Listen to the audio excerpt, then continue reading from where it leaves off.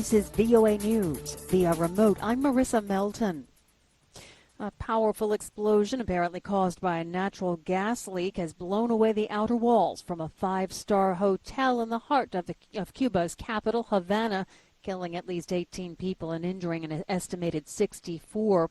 Officials say about a dozen people are missing and that searchers are still hunting through the rubble for people who may be trapped. Cuban state television blamed the blast on a truck carrying natural gas that it was supplying to the hotel. The UN Security Council, which includes Russia, agreed on a statement Friday with strong support for Secretary General Antonio Guterres for his efforts to find a peaceful solution to what they called a dispute in Ukraine. The vote to adopt the statement, which was drafted by Norway and Mexico, would be the first such statement from the UN Security Council since Russia invaded Ukraine on February 24th. At a news conference, Norwegian UN Ambassador Mona Juul said the UN Security Council fully backs the Secretary General's efforts to find a peaceful end to the war. It is important that the UN Secretary General has the full backing of the Security Council for his efforts towards a peaceful solution to the war in Ukraine. The UN family and international and national partners are doing heroic effort to support the Ukrainian people. U.S. President Joe Biden announced Friday a new U.S. weapons package worth $150 million for Ukraine's efforts to fight Russia's invasion. According to a senior U.S. official, the package includes 25,000 artillery rounds, counter-artillery radars used for detecting the source of enemy fire, electronic jamming equipment, and spare parts. This is VOA News. America's employers added 428,000 jobs in April, extending a streak of solid hiring that has defied punishing inflation, chronic supply shortages, the Russian war against Ukraine, and much higher borrowing costs. Friday's jobs report from the Labor Department showed that last month's hiring kept the unemployment rate at 3.6%, just above the lowest level in a half century.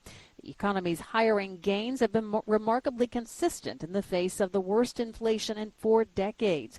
Employers have added at least 400,000 jobs for 12 straight months, yet it's unclear how long that jobs boom will continue. An autopsy in the U.S. state of Michigan found Patrick Lyoya was killed by a police officer's shot to the head. AP correspondent Mike Gracia has the story. The Kent County, Michigan medical examiner finds Patrick Lyoya, a black man killed by a police officer in early April, died from a gunshot to the back of the head. The official autopsy matches the conclusion of an expert hired by the family of Lyoya. The report from the Kent County medical examiner also says Lyoya's blood alcohol level was 0.29, more than 3 times the legal limit for driving. The 26-year-old Lyoya, a refugee from Congo, was killed during a physical struggle with Officer Christopher Schur after he tried to run from a traffic stop. State police are investigating the shooting. I'm Mike Gracia.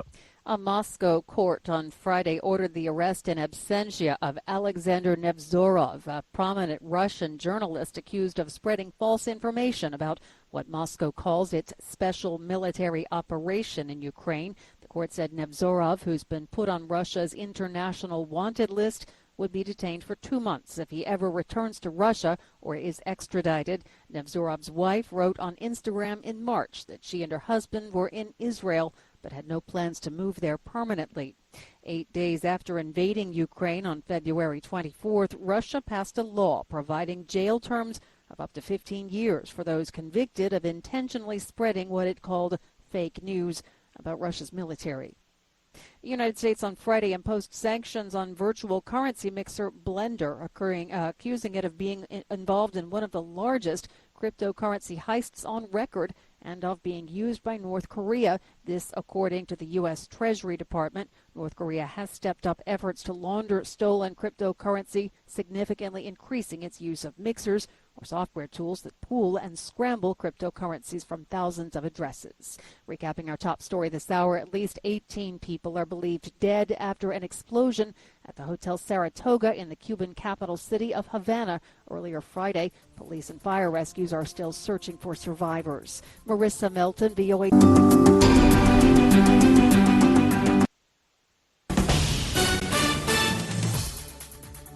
This is VOA News via remote. I'm Marissa Melton. Rescuers in the Cuban capital are desperately searching for victims of an explosion that killed at least 27 people at one of Havana's most luxurious hotels. A natural gas leak at the Hotel Saratoga was the apparent cause of Friday's blast. The 19th century structure in the city's old Havana neighborhood did not have any guests at the time. It was undergoing renovations ahead of a planned Tuesday reopening. On Saturday evening, the chief of hospital services at Cuba's Ministry of Health raised the death toll to 27, with 81 people injured. The dead included 4 children and a pregnant woman. Spain's President Pedro Sanchez said via Twitter that a Spanish tourist was among the dead and that another Spaniard was seriously injured. Cuban authorities confirmed the tourist's death and said her partner was injured. They were not staying at the hotel. Cuba's tourism minister said a Cuban-American tourist was also killed. Representatives of the company that owns the hotel said during a news conference Saturday that 51 workers had been inside the hotel at the time of the blast, as well as 2 people working on renovations. Of those, 11 were killed, 13 remain missing, and 6 were hospitalized. The Irish Nationalist Party Sinn Féin has won the largest number of seats in the Northern Ireland Assembly for the first time.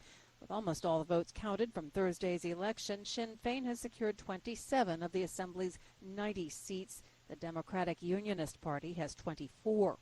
The historic win means Sinn Féin is entitled to the post of First Minister in Belfast. It's a first for a nationalist party since Northern Ireland was founded as a Protestant majority state in 1921. Sinn Féin seeks a united Ireland and has long been linked to the Irish Republican Army. This is VOA News. Less immigrant labor in the United States is contributing to price hikes across the board. AP correspondent Julie Walker reports.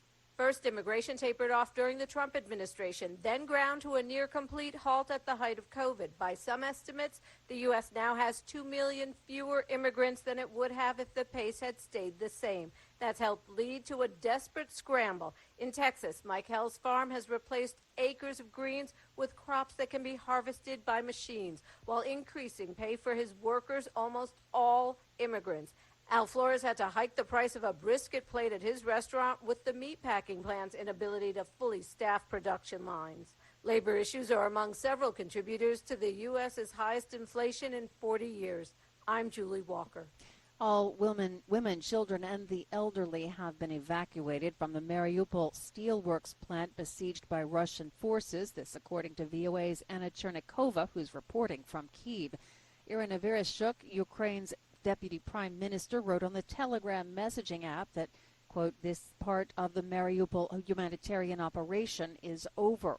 The Azovstal steel mill is the last holdout for Ukrainian forces in Mariupol. It has emerged as a symbol of resistance to the wider Russian effort to capture swaths of eastern and southern Ukraine.